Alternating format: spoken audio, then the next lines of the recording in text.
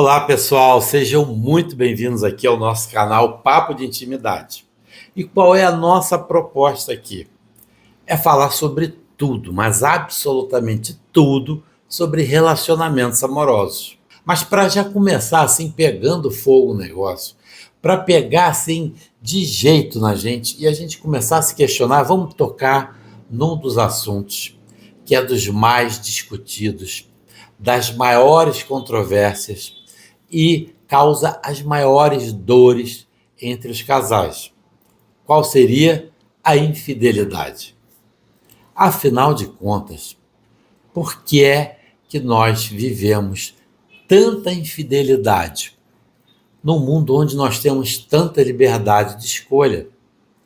Vocês já pararam para pensar que pouquíssimas coisas nós escolhemos na nossa vida? Você não escolhe vizinho, você não escolhia, não escolhe ainda colega de turma, seja lá na escola, seja na faculdade, você não consegue escolher hoje colega de trabalho, colega de turma num cursinho, você faça online. A gente não escolhe, mas a coisa da questão da escolha amorosa, a possibilidade de uma escolha amorosa, essa é absolutamente livre. Ninguém consegue fazer ninguém amar alguém. Ninguém consegue obrigar ninguém a amar outra pessoa. Ninguém consegue obrigar a deixar de amar. E aí vem a pergunta: então por quê? Por que nós erramos tanto? Por que nós erramos e escolhemos uma pessoa que é narcisista? Só pensa nela. Uma pessoa que é totalmente sem atenção, sem cuidado, incapaz de cuidar dos filhos quando nós construímos uma família, incapaz de se separar da sua própria família de origem, mantendo esse vínculo mais forte com sua mãe, com seu pai, com seus irmãos. Tudo isso de uma forma ou de outra nos bate como uma forma de infidelidade.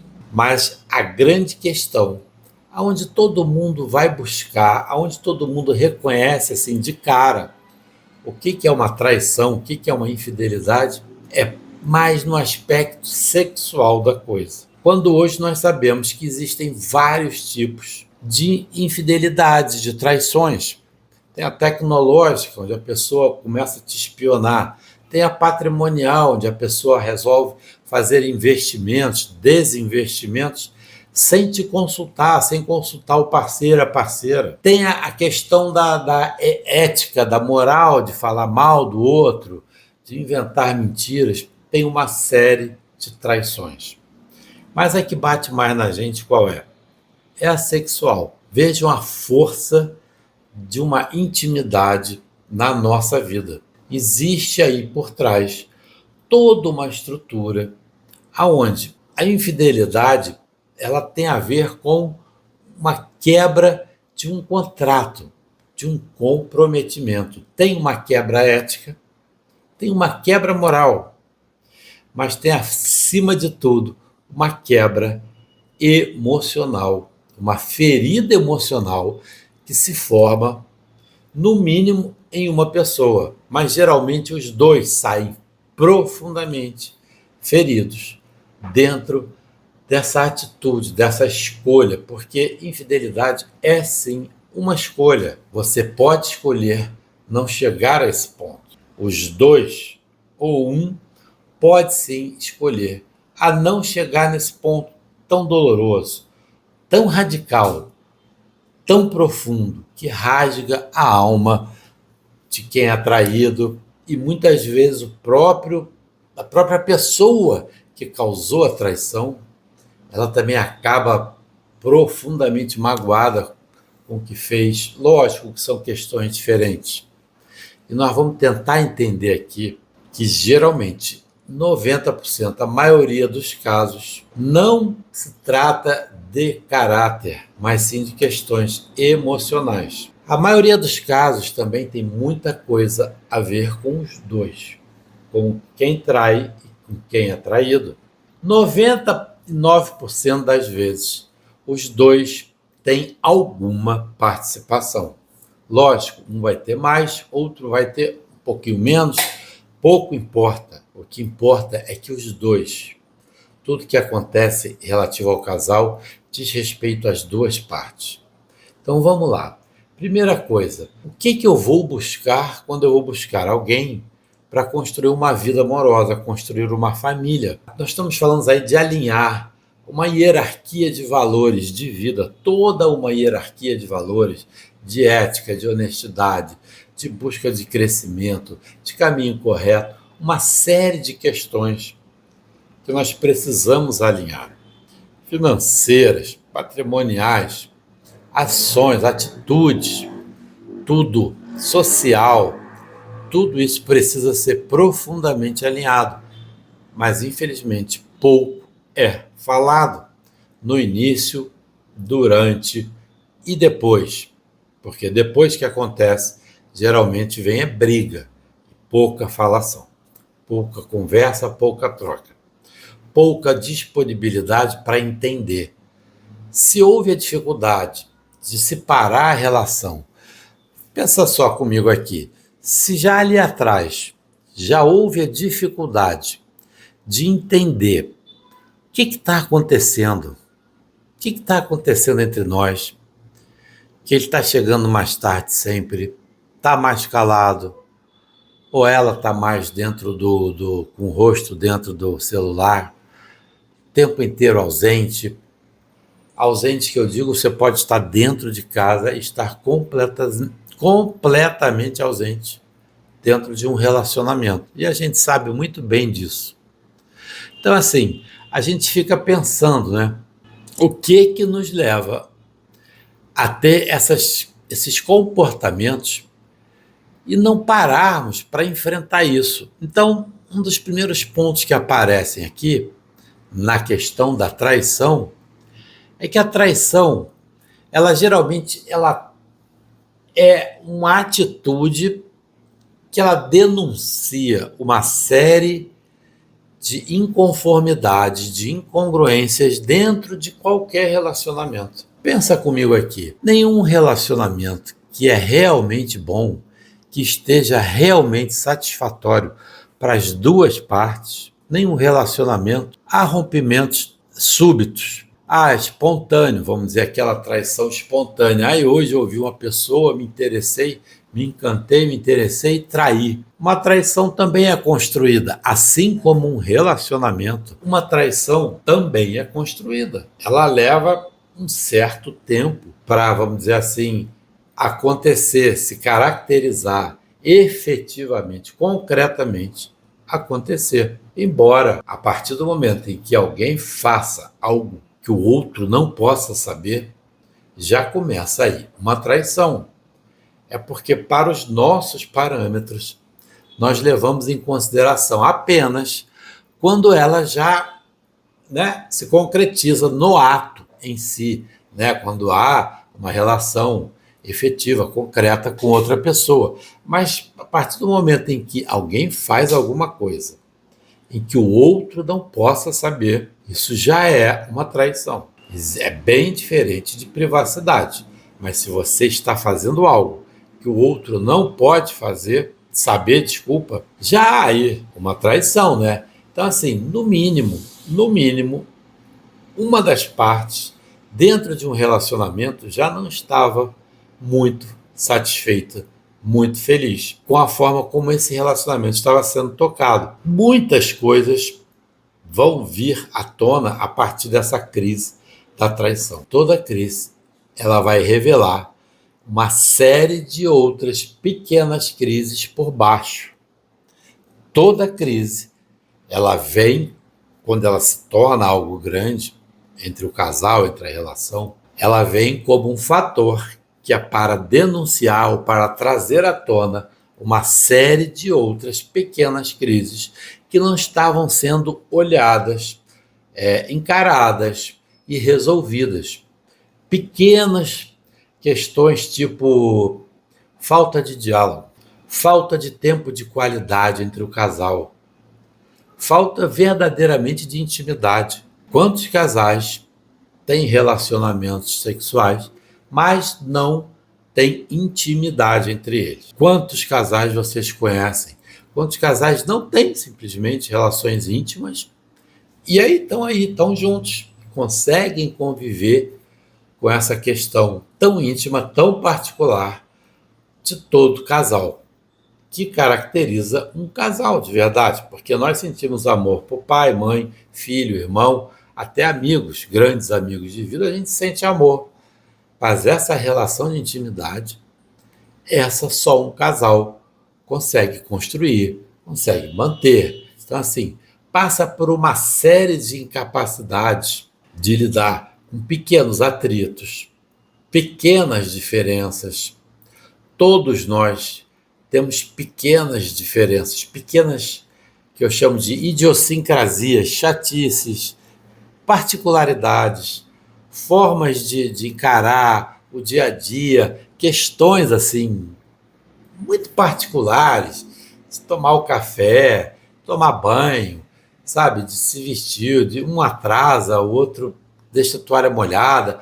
São questões que vão se acumulando e quando não resolvidas, não entendidas como diferenças que vão acontecer em qualquer relacionamento, essas questões vão tomando um vulto que são enormes, quer dizer, então muitas vezes tem relacionamentos que já se deterioraram por uma desatenção, por uma incapacidade de diálogo, de troca verdadeira. Qual é a nossa proposta aqui de estarmos juntos? Qual é a nossa proposta de continuarmos investindo nessa relação, nesse grande projeto que é um relacionamento amoroso? Quanta gente não consegue simplesmente sentar e dialogar e trocar?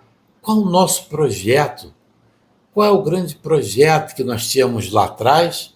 E o que disso nós estamos conseguindo tocar hoje? O que disso nós conseguimos transformar daqui por diante? E ficam fazendo de conta que está tudo bem. Ficam fazendo de conta para o social, para os amigos, que estão bem, estão sorrindo, de mão dada, mas na intimidade, ali na hora, entre quatro paredes, que só o casal está, ali naquela área que eu chamo do o continente sagrado do casal, onde só eles habitam, aquele cotidiano, ali muitas vezes o silêncio, a distância emocional reina entre eles. Aí vem a traição e um se sente profundamente enganado. Mas aí eu falei ali atrás, o quanto que eu participei disso, o quanto que eu não incentivei, mas eu efetivamente participei da forma que eu percebia, eu sentia, mas eu também não fazia nada, eu não fui investigar, eu não fui me abrir para saber exatamente em que patamar nós dois estamos, em que patamar a nossa relação está, até onde nós ainda estamos verdadeiramente comprometidos um com o outro. Percebem como a infidelidade é muito fácil quando a gente começa a colocar as legendas traído e traidor. E na hora que você coloca essa legenda, você começa então a julgar, a nomear e a definir quem é bom e quem é mau. E eu diria que na maioria das vezes, não estou dizendo sempre, não estou dizendo que não exista problemas de caráter. Existe, sim, existe pessoas que não têm moral, que não têm caráter, que não têm a noção de respeito. Mas a maioria das vezes não é uma questão de caráter, não é uma questão de moral, são questões emocionais, são questões de amadurecimento da personalidade. A pessoa simplesmente não sabe como lidar com questões tão profundas. A pessoa não consegue, veja bem, essa é a importância de que tudo passa pelo autoconhecimento. Uma boa relação ela começa, passa e se desenvolve pelo autoconhecimento. Como é que você pode querer conhecer melhor o outro, fazer parte da vida de outra pessoa, se aprofundar dentro de uma relação junto com outra pessoa, se você não tem minimamente um autoconhecimento sobre você? O que você deseja? Quais são suas fantasias? O que você almeja emocionalmente dentro de uma relação amorosa? O que você gosta? O que você não gosta? O que é negociável? Quais são os seus valores pessoais inegociáveis? O quanto vocês já conversaram sobre isso? Vejam, isso tudo vai influenciar mais ou menos, de uma forma mais decisiva ou menos, nessas horas de traição, nessas horas, nessa infidelidade, sobre esse comprometimento. Ou seja, eu estou me comprometendo com a minha vida, com um projeto, eu estou me comprometendo em construir um projeto comigo e com outra pessoa. Então, assim, nós ficamos profundamente magoados nessa ferida emocional, presos nessa ferida emocional, porque o outro me traiu. Lógico, isso dói, isso é profundamente, isso é devastador, isso é profundamente marcante na vida de qualquer pessoa, qualquer tipo de traição. Amigo traído já é doloroso, tá certo? Ou pessoa que você não é amigo, não tem relação, mas você acertou, fez um acerto sobre qualquer coisa e a pessoa não cumpre. Se a gente já fica chateado, né? Já fica enfurecido, irado muitas vezes. Imagina com quem você se compromete, promete, acorda, assina de que você vai construir uma vida juntos. Não significa que precisam estar colados o tempo inteiro, mas é um projeto de vida juntos. Então, isso tudo vai minando quando eu não me conheço. Eu começo a me sentir insatisfeito. Sabe, o que está roçando lá na minha alma que eu não consigo, está gerando atrito, eu não consigo nem entender. E eu vou me calando, ou vou me afastando, ou vou convivendo menos, ou começo a olhar pelos lados. Então, assim, como eu disse antes, às vezes, ou uma maioria das vezes, uma infidelidade, ela vem como uma grande denúncia de relações muitas vezes já terminadas há muito tempo. Existe aqui um exemplo que diz assim, não, mas se traiu é porque não amava mais. É verdade? Será que sempre é isso? Quanta gente que ama e por questões de absoluto desconhecimento emocional, falta de autoconhecimento, acaba atraindo por uma absolutamente imaturidade, uma besteira, por uma dificuldade de criação de vínculo, de construção de vínculo, construção de apego. Depois chora, depois se arrepende. E é sincero. Vou dizer que a maioria, não sei, mas uma grande parte. Eu não estou aqui querendo falar que a traição é algo feita na inocência. Claro que não. A traição não é feita na inocência. A traição, muitas vezes, ela está denunciando, no mínimo, uma grande desestrutura emocional ou dificuldade emocional de lidar com certas questões que ficam negligenciadas, ficam abafadas, ficam não faladas, não resolvidas, não tratadas entre as partes que se comprometeram a construir algo assim mais íntimo, mais verdadeiro, mais forte. Então nós vamos construindo juízos de valores sobre o outro, vamos enquadrando o outro em situações na nossa mente, no nosso imaginário.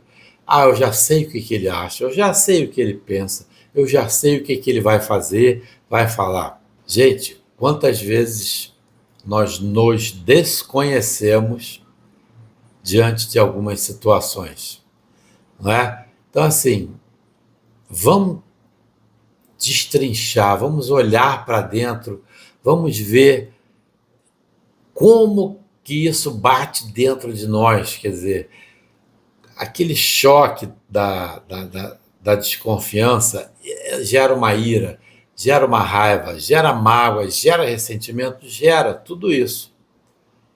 Mas o que estava por trás, o que estava por baixo dessa atitude? O que você pode utilizar, o que você pode buscar dentro de você que você deveria ter olhado melhor?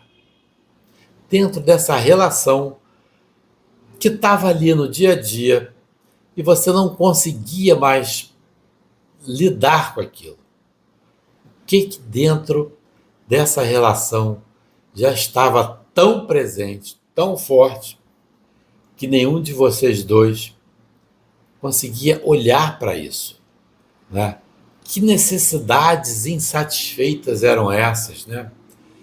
Como é que pode, assim, uma relação sobreviver dia após dia, semanas, meses, anos, sendo que uma gama de necessidades estavam ali largadas, insatisfeitas, deixadas de lado, acomodadas para manter uma aparência, um retrato nos eventos sociais. Nós temos muitos eventos sociais, né? Aonde que estava a intimidade de vocês? Onde é que estava essa verdadeira intimidade? Que envolve corpo, mas envolve também a alma, envolve o coração, envolve o olhar, envolve o toque, os sentidos. É uma gama tão grande de possibilidades dentro de uma infidelidade, desculpa, dentro de uma relação. As pessoas muitas perguntam: tem possibilidade reatar, de se curar, resolver a questão de uma infidelidade? A minha resposta é: tem. Eu já vi de tudo, mas tem.